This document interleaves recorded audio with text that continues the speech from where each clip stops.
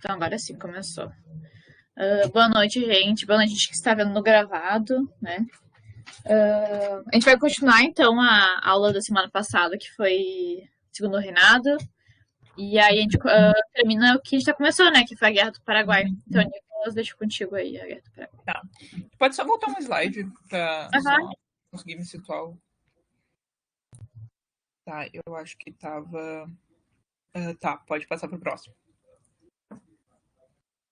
Tá, então, que nem eu tava falando na aula passada, na segunda-feira, nesse slide depois vocês vão poder ter um pouco mais de acesso, mas eu recomendo aquele link que eu deixei ali sobre a guerras.doc tem na Netflix, no YouTube, que fala um pouco sobre a Guerra do Paraguai.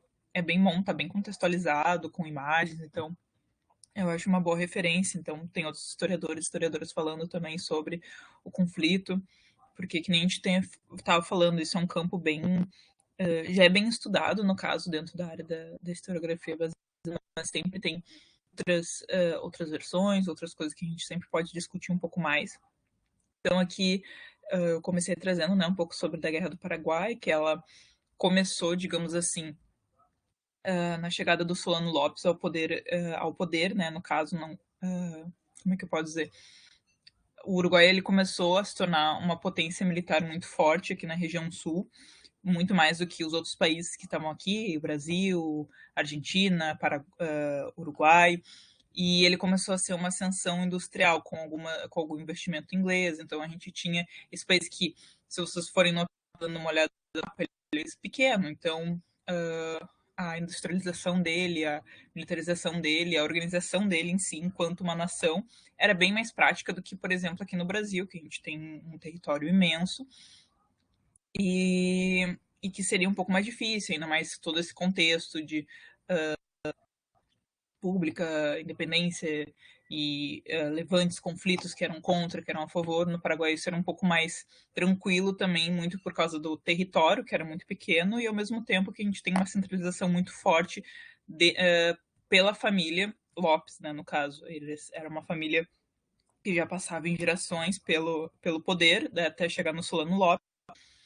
E em 1840, o Paraguai ele não possuía muito contatos diplomáticos com outros lugares. Isso foi uma coisa que o Solano Lopes conseguiu trazer para dentro do país, conseguiu tratados de amizade, comércio e navegação com da Argentina, com ali o Uruguai, que era o acesso ao mar, né, que eles tinham o Atlântico, e com isso eles fazem aliança com o Partido Blanco no Uruguai para uso desse porto marítimo, para eles poderem fazer esse comércio marítimo, para eles também não poderem ficar, não conseguirem ficar muito para trás. Para a gente lembrar também que o Paraguai, ele é a única nação ali, o único país que não tem acesso ao mar diretamente, né, no caso. E ao mesmo tempo também a isso começava a ocorrer a Guerra Civil no Uruguai em 1864, que daí, né, que a gente tem origem mais ou menos daí a divisão entre os blancos e os colorados, e tantos esses dois partidos eles tinham um apoio, tanto os blancos tinham o apoio do Solano Lopes, no caso, e os colorados eles tinham o apoio da Argentina e do Brasil. Com a derrota dos blancos, aconteceu a invasão do exército do Solano Lopes ao território argentino, com o intuito de chegar no Brasil, porque tem muito uma controvérsia que diz também que é uma das fontes, né, estudadas, que é a questão que o Solano Lopes ele tinha muito esse caráter insurcionista do território do Uruguai, o que hoje é muito discutido dentro da historiografia, em relação às motivações, né, no caso, porque naquele momento da Guerra do Paraguai, a gente tem muitos conflitos e muitos conflitos internos dentro de cada país, e ao mesmo tempo a gente também tem muitos interesses, né, então o Brasil tinha muitos interesses ali na Bacia Platina, assim como a Argentina, assim como o Paraguai, assim como o Uruguai, então a gente tem várias nações ainda se formando naquele espaço de tempo ali, e ao mesmo tempo querendo expandir os seus territórios, montar negócios com parceiros próximos. Então, tinha intuito de montar ali com o Uruguai, tinha o Paraguai que tinha intuito de montar um comércio com a Argentina, com o Chile, enfim, tem várias dessas questões assim que a gente tem que levar em consideração para a gente não cair numa uma questão muito rígida, assim, da história, né, de escolher lados, né, no caso. A gente poder pensar que dentro desses conflitos, de todos eles, mas principalmente aqui da Guerra do Paraguai, em diversos interesses e atritos, né, entre os países. Então, não, a gente, na historiografia mais clássica, né, a gente fala que tem essa figura do Solano Lopes enquanto um expansionista que era tipo acho que a palavra é megalomaníaco, se eu não me engano, de ser super radical, assim, quando na verdade ele era, assim, um ditador, né, no caso, tinha todo um poder militar muito grande nas mãos, mas ao mesmo tempo tinha outros conflitos, outras questões também.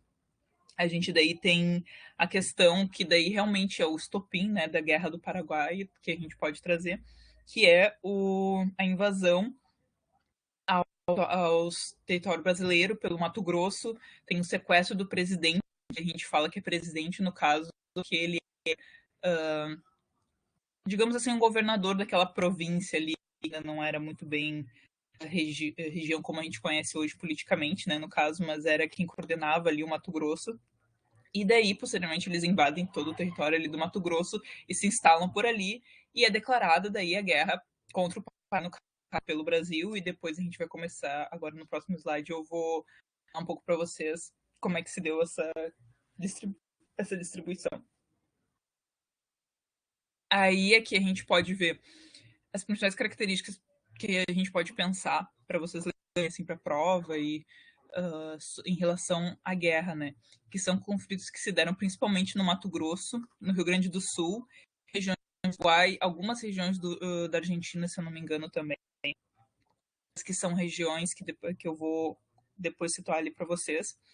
Mas uma característica importante da guerra que a gente pode trazer, que provavelmente isso vai também estar na presente questão do exército, porque, como eu tinha falado, o Paraguai ele é uma força militar muito forte, um exército muito bem organizado, de mais ou menos 64 mil paraguaios para 18 brasileiros, 1.000 argentinos e 1.000 uruguaios. Então a gente tem uma proporção muito inferior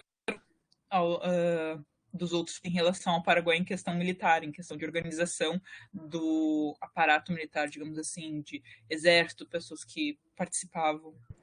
Posso, não, lembrando que o exército brasileiro não existia, ele começou a existir a partir da Guerra do Paraguai, inclusive é o momento do nascimento, até porque antes disso era a Guarda Nacional, enfim, era bem descentralizado.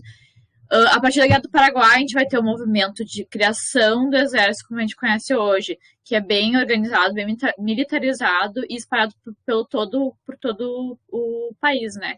Então, a gente tinha poucos profissionais, porque não existia profissional. Inclusive, muitos escravizados vão ser utilizados nessa guerra, né? Para lutar a favor do Brasil. Exatamente. Nem o que é conhecido, que depois, né, tem até ruas aqui, uma rua em Porto Alegre. Várias dessa guerra, se vocês forem notar, essa guerra em particular, ela foi muito marcante aqui para o estado tanto para a história do Brasil, mas também do Rio Grande do Sul. A gente tem diversas ruas com nomes, por exemplo, ali a do Voluntários da Pátria, do General Osório também. Então a gente tem algumas dessas ruas, no caso. A gente tem o que a Juliana estava falando sobre a questão dos Voluntários da Pátria, que frente a um número muito grande de paraguaios, dessa organização militar muito forte que tinha, houve esse movimento, então, do Exército Brasileiro, daquele momento do governo brasileiro, de usar esse aparato militar para caso houvesse mais invasões paraguaias e de outras guerras também. Então, já em janeiro de 1865, frente a essa superioridade, o governo brasileiro inicia a campanha de recrutamento militar, que é chamada os Voluntários da Pátria. Esses Voluntários da Pátria podiam entrar qualquer homem, como a Juliana falou, era muito recrutado pessoas pobres, pessoas que não tinham, porque o que era prometido? Era prometido valores de salário, conquistas, títulos, esse tipo de coisa, para que as pessoas pudessem querer se voluntariar. Geralmente homens a partir de, eu acho que daí dos 18, não sei, nessa época. Eu não sei, eu acho que podia até antes dos 18, acho que uns 16 anos já dá, porque até há pouco tempo podia entrar antes dos 18 anos no exército, só foi mudar faz uns poucos anos. Não sabia disso. Mas então a gente tem essa característica dos voluntários serem muito, porque, que nem a Juliana falou, a gente estava nesse momento de quase final da época da escravidão, então a gente tem muitas pessoas que eu acho que é, né? Ai, eu super me perdi na data agora O que? Do que? do final da abolição da escravidão, né? 1978. 1978. 1800, desculpa, 1878. Isso, então a gente tá nesse período Não, já. 88, 88. 88, né? Tá, eu tô sexta-feira, gente. A gente tá nesse período, então, onde que a gente tem já um olhar diferente em relação ao trabalho, tem muitas pessoas em condições de liberdade aqui, mas não tem esse aparato do Estado em relação a trabalho, então a gente tem muito que eram muito considerado como vadiagem naquela época, assim, tipo, com pessoas que não tinham trabalho, não tinham remuneração e precisavam de algum serviço, precisavam sobreviver no caso, então os voluntários da pátria entraram meio que nesse contexto, não para ajudar essas pessoas, mas também para ter alguma ajuda em benefício ao né? E a gente tem aí o exército brasileiro, depois disso, passa a ter mais de 100 mil homens. A gente tem, então, tipo, um super boom, assim, do exército. Ele começa a ser muito bem mais organizado. Começa a chegar pessoas de patente altas também. Pessoas que eram conhecidas por outros feitos de outras guerras, né, no caso. E daí, no dia 1º de maio de 1865, as tropas paraguaias elas passam pela Argentina e pelo Rio Grande do Sul, e é assim que a gente começa então a ter a tríplice aliança entre o Brasil, a Argentina e os colorados do Uruguai. Isso que é importante também a gente pensar que naquela época o Uruguai ele ainda estava sob guerra civil, então, se eu não me engano, ele estava saindo. Então a gente tem a divisão de pessoas que eram do Partido Blanco, que eram a favor do Solano Lopes, e tem os colorados que eram a favor do Brasil e da Argentina. A gente tem essa formação da tríplice aliança pela essa questão de tentar interromper essa expansão do Paraguai, interromper a guerra, né, no caso, porque a gente também tem muito essa questão de como estava indo informação de uma nação, assim, saído da questão da independência. A gente tem a questão que não gostar, esses países já estavam muito deteriorados em relação a guerras, esse tipo de coisa, então não era do interesse do Brasil, da Argentina, entrar em outro conflito, no caso. Aí pode passar. Aí aqui eu trouxe 3 conflitos que a gente tem de maior relevância, assim, que eu achei o primeiro, que é o combate de Dourados, que é no Mato Grosso, que se diz que eram 15 soldados brasileiros versus 3.500 soldados paraguaios. Teve derrota, obviamente, da parte brasileira, né? No caso, lá em Dourados tem, eu fui dar uma olhada, né? Tem uma estátua lá para os guerreiros, tá? Para os soldados que lutaram naquela. Corajosos, né? Né? Exatamente. Tipo, tem um. Lá na página da Wikipedia mesmo tem um negócio, tipo, das frases das pessoas falando de, tipo, não vamos nos render e tal, porque a gente tinha muito essa questão nesse período de formação de uma identidade nacional. Então, principalmente dentro do exército, servir a pátria é a mesma coisa que tu ter uma vida. Então, se a tua pátria, né, se a tua pátria vai ser invadida, a tua vida vai ser invadida. Então, a gente vai lutar até o final por essa pátria que a gente acredita, né, no caso que é a nossa identidade. A gente tem a Batalha Naval do Riachuelo também, que é as margens do Rio Riachuelo na Argentina, em 1865, onde o Paraguai perde, fica cercado, aí começa o declínio do Paraguai, que estava conseguindo algumas vitórias dentro desse contexto da guerra, mas como a gente já tinha falado, esse é um país muito pequeno, a gente tem uma estrutura militar forte, mas ao mesmo tempo o país começou a entrar em crise, muitas pessoas não tinha. Houve muito bloqueio também em questão de comércio. A gente começa a ter então essa crise dentro do próprio país que, consequentemente, acaba tendo uma crise militar, no caso. As pessoas começam a não ter mais recrutamento, os soldados começam a morrer em guerra, muitos tinham muita questão também de doenças dentro do próprio, como é que é o nome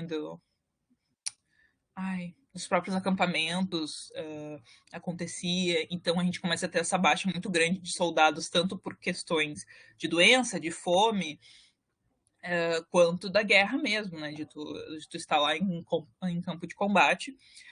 Dentro do país do Paraguai, né, essas forças elas começam a enfraquecer, porque com o tempo, né, a guerra, em qualquer guerra, a guerra vai perdendo sentido dentro do cotidiano daquele país. A população, né, a sociedade em si começa a ver perdas, começa a ver crise dentro do comércio, que nem eu falei, isso foi muito afetado, as pessoas não receberam mais comida, não recebem mais, não se sentem mais seguras dentro do próprio país, dentro da própria casa. Então a gente tem todo esse contexto de guerra que começa a perder um pouco do sentido conforme a gente vai vendo que não existe um objetivo muito óbvio em relação a essa guerra, né, no caso. E daí a gente tem a Batalha do Tuiuti, que é no Paraguai, em 1860, que foi o maior confronto campal da América Latina. Ela foi um ataque surpresa do Paraguai às tropas aliadas que tinham o objetivo de ocupar o Maitá, a principal centro de defesa do Paraguai. Esse, naquele episódio que eu falei para vocês do Guerras.doc, é muito bem documentado, assim, eles fazem tem todo o desenho lá, as coisas sobre esse conflito específico, de maior conflito campal, né, no caso, porque era um baita de um campo, e o exército realmente foi pego de surpresa. Eles, pelo que eu me lembro, eles estavam planejando fazer um ataque surpresa, e daí o pessoal do Paraguai se antecipou, então a gente teve tipo um enorme massacre. Pode passar.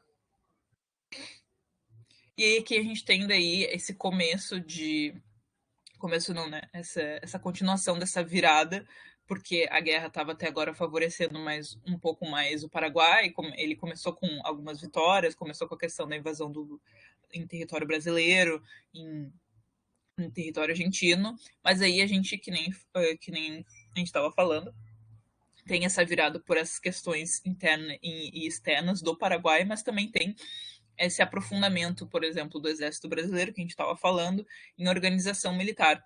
A gente tem daí o comando do general Osório, que foi um comandante das tropas brasileiras, que ele começa a organizar realmente com força o Exército Brasileiro, começa a ter um olhar mais estratégico para isso, e ele consegue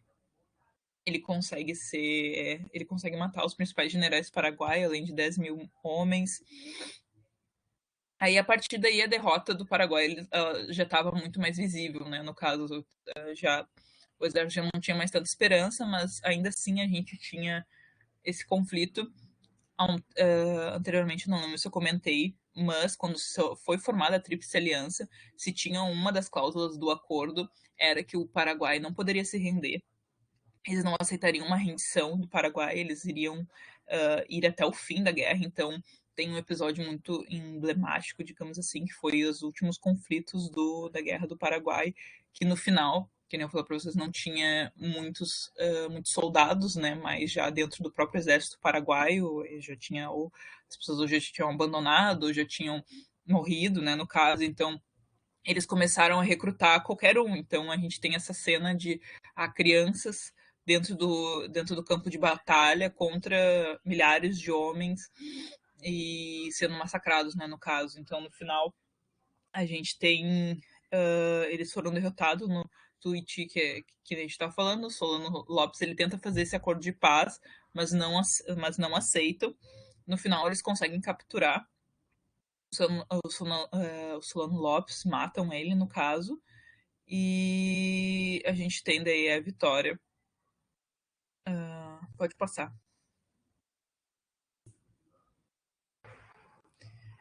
Tá. Daí aqui a gente tem a continuação também, essa parte que eu tinha esquecido que ela tinha aqui, mas é um pouco sobre daí também outro comandante importante que a gente pode ressaltar aqui também.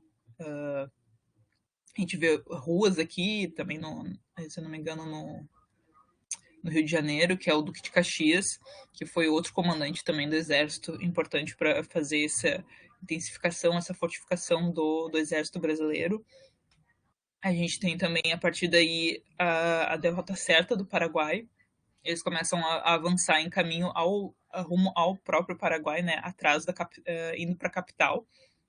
E aí, nesse momento, a partir daí, em dezembro de 1864, as tropas de Caxias invadem a capital do Paraguai, que é Assunção, e travando uma série de batalhas com muitas mortes, e ficou conhecida essa batalha em si como Dezembrada.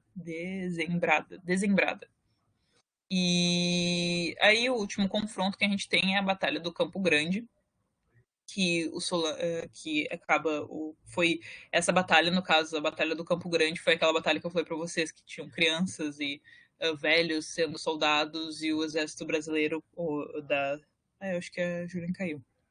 Bom, o exército brasileiro com vários homens ali, né, no caso, contra poucas pessoas, né.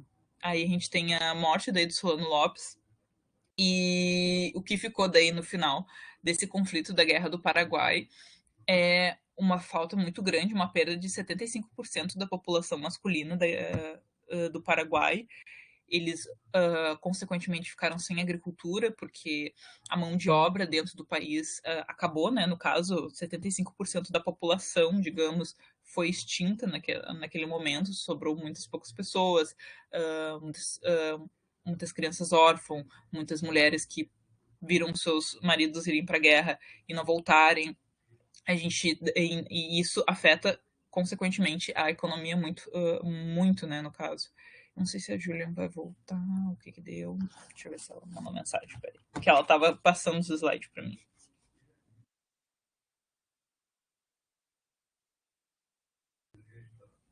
Vixe. Alguma dúvida, pessoal? Tipo, eu fui falando bastante, mas eu não perguntei para vocês se vocês têm alguma dúvida.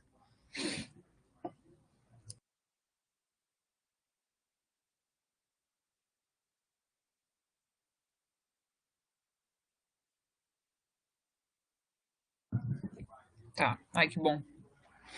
Esse conflito assim do Paraguai, eu vou falar para vocês. Ele é um conflito bem importante de vocês darem uma olhada assim, depois darem uma olhada nos slides, darem uma olhada. Eu acho que a Juliana tá aí no caso, mas ela tá mexendo ali no. Voltei. Foi. É muito importante vocês darem uma olhada nos slides, em conteúdo extra.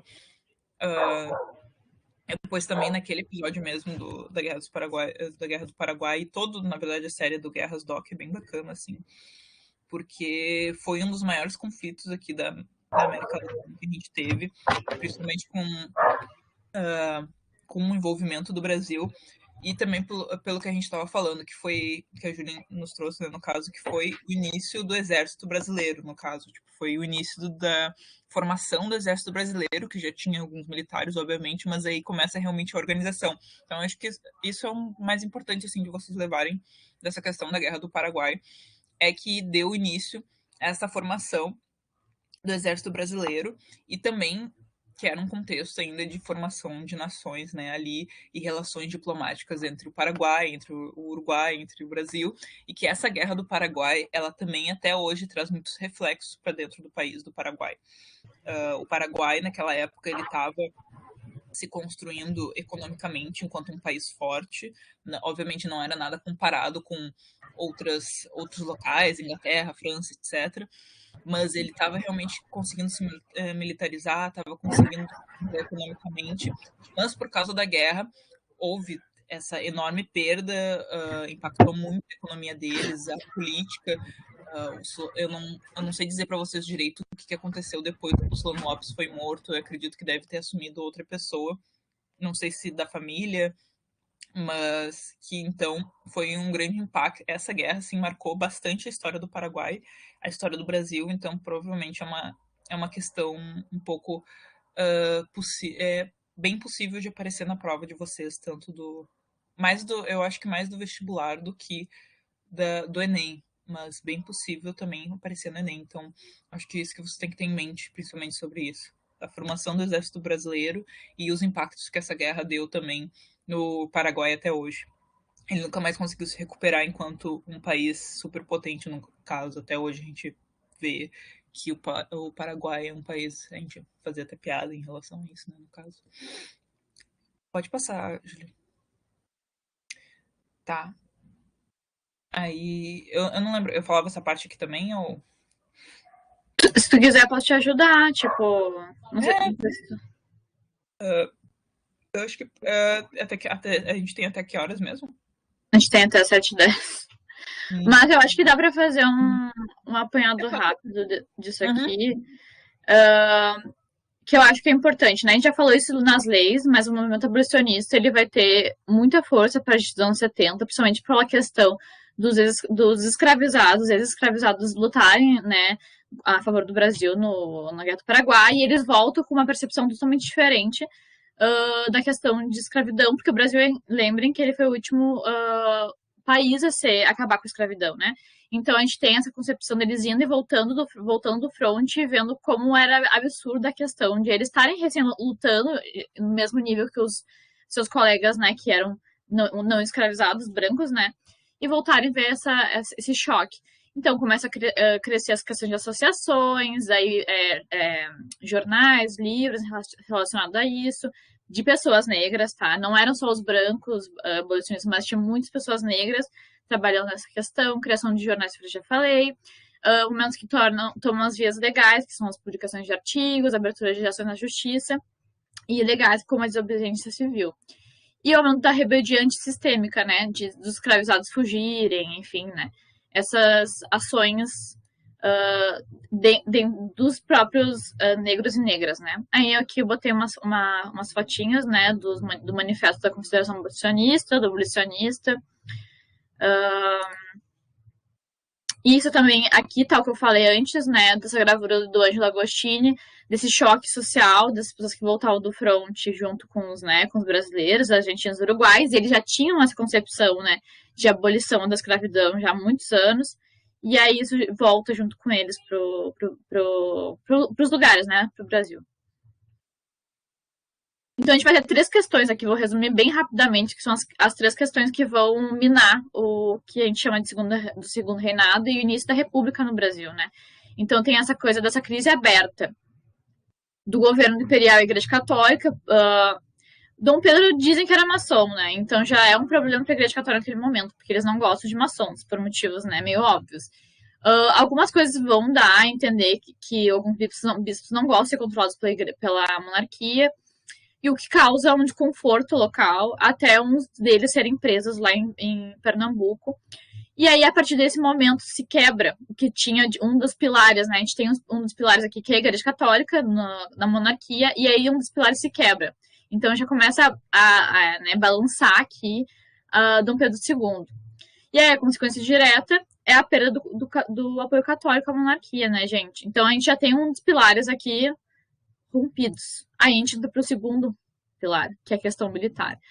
O militarismo cresce, ele nasce nesse momento, e o pessoal vem da Guerra do Paraguai falando, a gente quer ter também poder político, porque a gente participou de um dos maiores eventos do Brasil. A gente quer ser ouvido também. Então, eles começam a ganhar prestígio, mas esse prestígio não leva à participação política e econômica dos militares, né? E aí começa a se também balancear o segundo pilar, que é o segundo pilar militar. Eles voltam com as ideias republicanas e abolicionistas do front também, que nem os escravizados, trazem esse negócio positivista, né, que a gente tem no Brasil, começa a ter no Brasil nesse período. E algumas criações com a questão do clube militar começa a criar um exército muito forte. E aí o militarismo se alia com os republicanos, com os federalistas, e se rompe com a monarquia, né? Então ele nasce quase rompido com a monarquia a partir desse momento.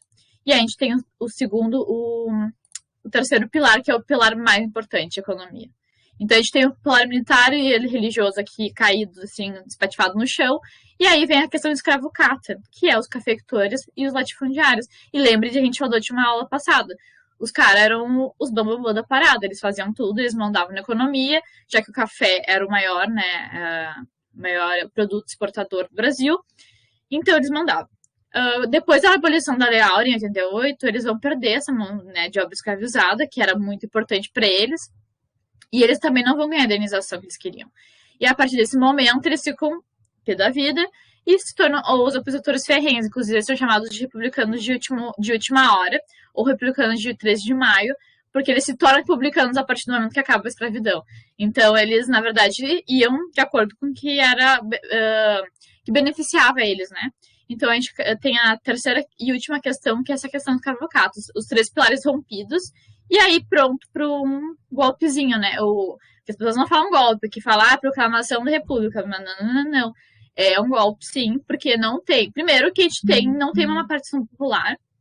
Vai ter algumas revoltas nesse período, né? Como a revolta do Vitem, que são contra o aumento da tarifa dos bondes. A primeira revolta aí contra o aumento de passagem. E aí tem um descontentamento popular e críticas à monarquia. Mas é a partir do rompimento desses 3 pilares que acontece digamos, o fuzué, né? Então, os caras vão lá, os militares, né? Claro, com a ajuda dos cafeicultores, obviamente, viria a ser a oligarquia do café. E o exército entra em cena e então, né, tira, né, claro, com um grande apoio, a gente lembra, grande apoio econômico, isso é importantíssimo. Ele tira o ministro Afonso Celso, que é o Visconde de Ouro Preto, naquele momento que ele era o primeiro-ministro, né, chamado presidente de conselho. E ele tenta fazer, né, reforma, tenta apaziguar, não consegue. Então, no dia 15 de novembro de 89, o tenente-coronel Benjamin Constant inicia o movimento golpista. E aí o Deodoro da Fonseca entra, né, toma a liderança e depõe o Ministério do Afonso e aí dá a proclamação da República.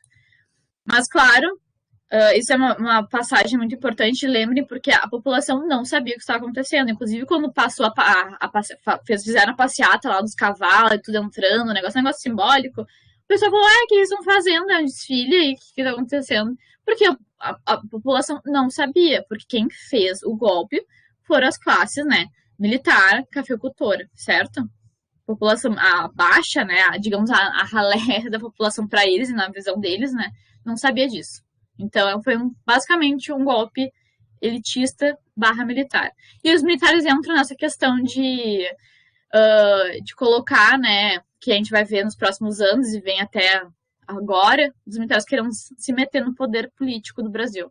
Então, a gente começa, a partir desse momento, a ver os militares metendo o bedelho onde eles não são chamados, né. A gente tinha que dar a República espada, mas não poderemos. Então, vai ficar para a próxima aula. Nicolas, tu vai ter que dar com o Marcelinho na próxima aula, porque eu não vou poder estar segunda-feira que vem. Mas eu acho que ele não vai estar também, não? Mas ele botou o nome dele? Tá o nome dele ali? Eu tava vendo a cronograma. Mas pergunta pra ele. Tá, eu falo depois. É porque eu ia dar, não República, eu ia dar República Oligárquica. Sim. Bom, a gente vê depois ali. Não é porque, enfim, como o República de Espada não dá em 10 minutos, tá? É bem rápido, então não tem problema. Gente, qualquer dúvida podem nos chamar, tá?